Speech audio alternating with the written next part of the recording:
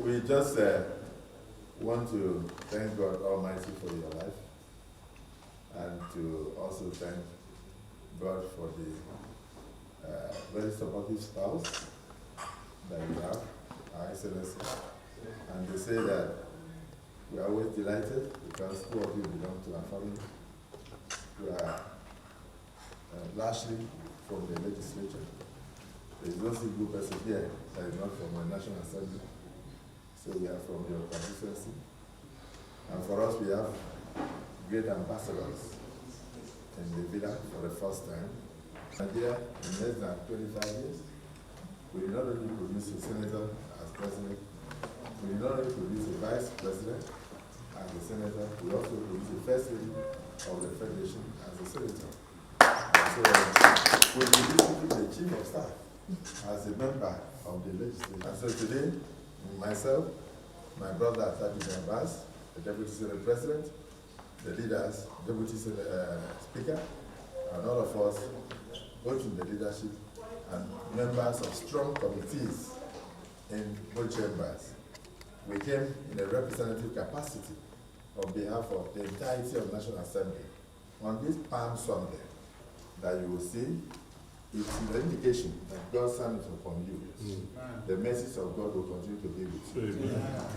We have spoken, a lot of people have spoken, but your life every day is a chapter. Your life is a testament, and the totality of it all is that 90% of your life is about working for the people. It's about democracy and democratic ideals. I met the governors outside as they were leaving, and they said, I should thank you that today you have tripled the income that comes to the state, even though you at the same time may not have money. But because of your belief in true federalism, you have ensured that what belongs to the state goes to the state. You have obeyed the Nigerian Constitution that all funds accruable to the Nigerian Federation should go into the Consolidated Revenue Fund and be distributed in accordance with the principles therein stated. And that is why the states are not borrowing much. The states are actually not borrowing. They are paying salaries, they are doing a lot of projects, they are complementing what they are doing to ensure that we renew the hope of Nigerians in governance.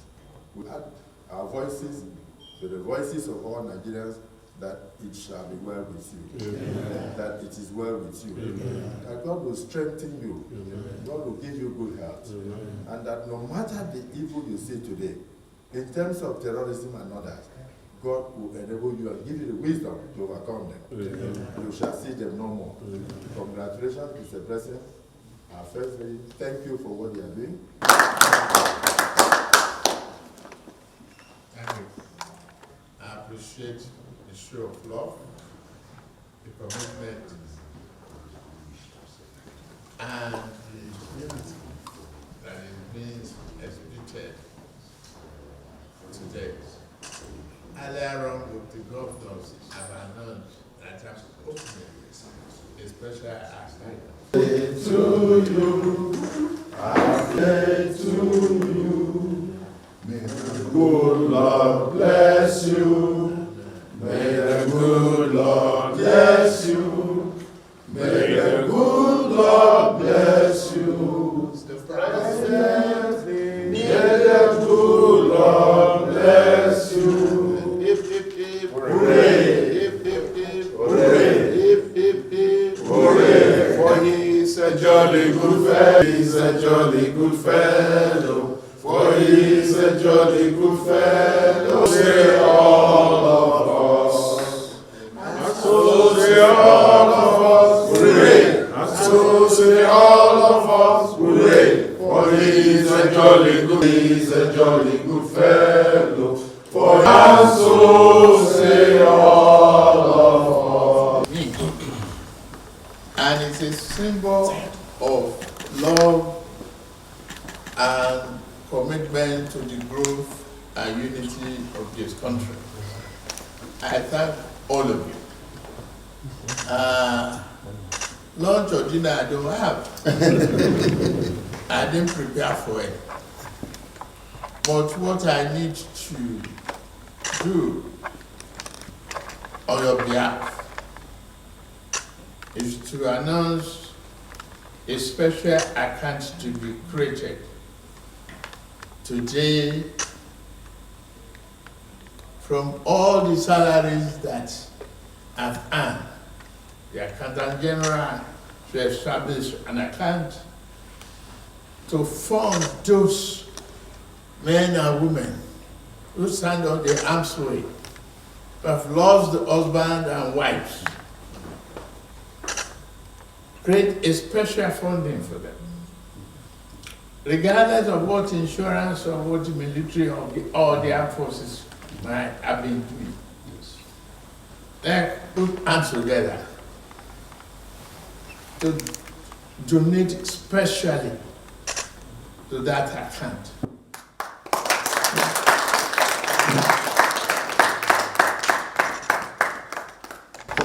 Those who might have lost their limbs or hands will be able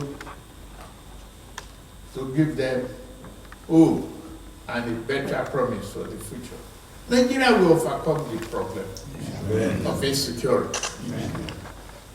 We will invest in armament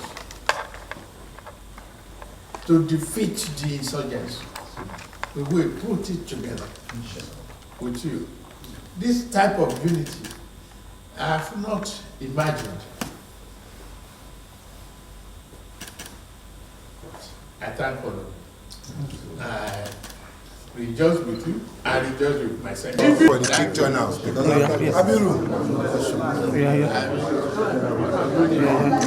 Speaker, Mr. Speaker, and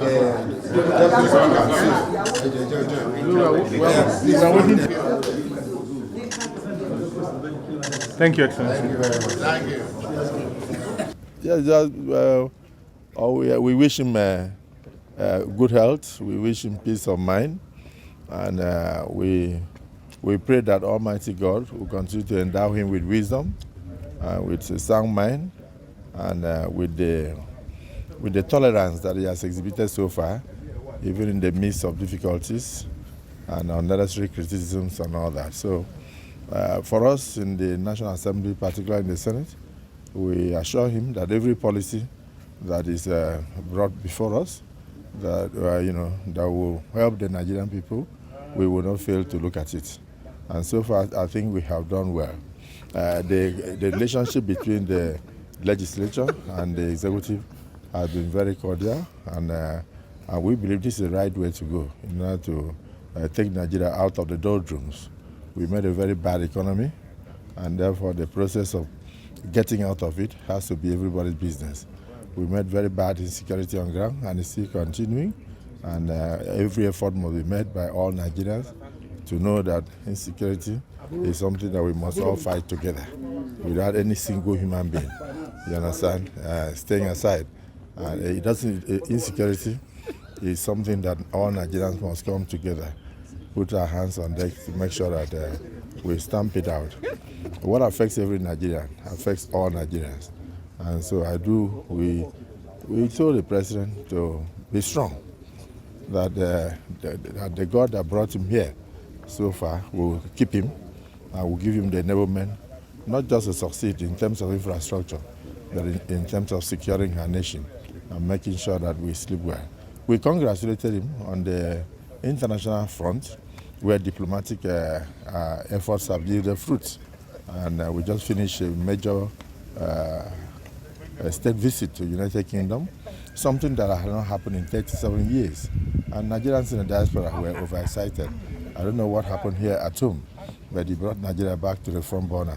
And we are very sure that we continue with the kind of reform that is going from tax system to monetary policies and fiscal policies, harmonization, and even the fact that the first subsidy has been removed, and states are getting more funds now for development, and many states are not borrowing.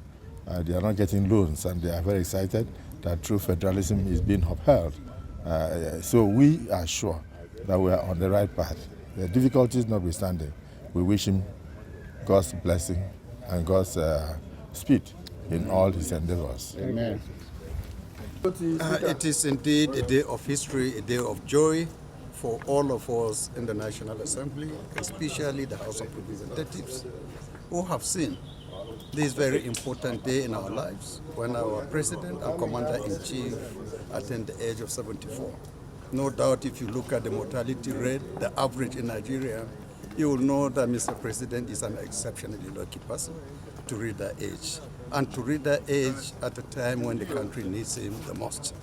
With the accomplishments he has been bringing to this dear country, it is our candid prayer that Mr. President will continue to be guided by the will of Allah, and his strength will continue to increase, his health will improve, and his vision will improve. That the best of him is yet to come. That the future, his future, and the future of our motherland will continue to be better and more fulfilling. We congratulate him in our all entirety, the House of Representatives, for this very historic occasion. Thank you.